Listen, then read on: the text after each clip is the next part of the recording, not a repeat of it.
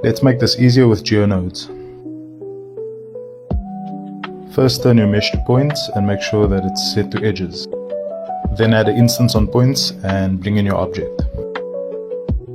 Before the mesh to points, we'll add a capture attribute and bring in the edge vertices node. Subtract the two vectors, pass that through and let that drive the rotation.